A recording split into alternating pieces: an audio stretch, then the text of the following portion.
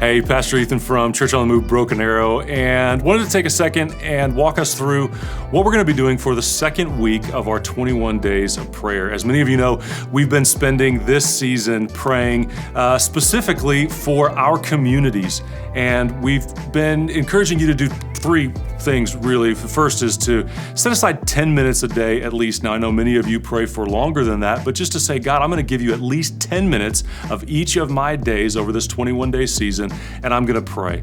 And I'm going to take at least one walk during the week in my community. Maybe you're walking in your business, maybe you're walking in your neighborhood, and we're just praying for the people God has placed right around us. And then we're memorizing one verse out of Colossians to pray each of those days as a way just to bring our prayers together for a point of unity. This week in particular, over the next 7 days, we're praying for our nation. And I just wanted to encourage you with this thought. In fact, we see Paul repeat this theme throughout the New Testament to the churches. He says it most directly to Timothy. He says this, he says in 1 Timothy chapter 2, he says, I urge you to pray first. He says, and I want you to pray for these groups of people. And the first group of people he lists are those in authority and leadership of our nation. He says, here's why. I want you to pray for them so that you can lead quiet and peaceful lives in all godliness. So we're going to take this week and we're just going to pray that God would be at work in our country.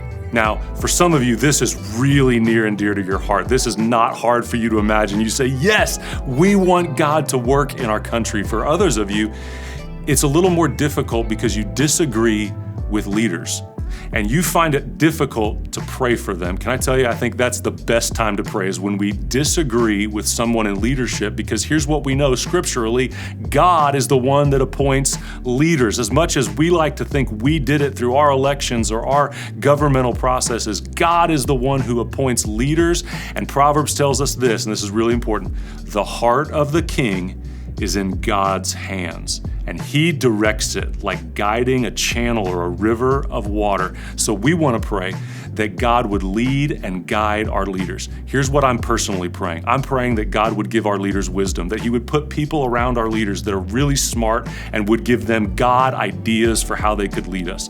I'm praying that their hearts personally would be softened to the gospel and that they would meet the real Jesus, that there would be a point in their life that they would meet Christ and they would come to faith, and that they would make decisions that would allow you and me and our communities to live quiet and peaceful lives in all godliness. We want to pray that over our nation. Then, of course, we want to bring that down even more locally, but we're going to begin this week. We're going to begin praying for our country. And we believe that when we humble ourselves and we seek God, God shows up where his people pray. So I want to encourage you to do that. Thank you for those of you that have been praying. We believe prayer makes a difference. So let's keep going this week.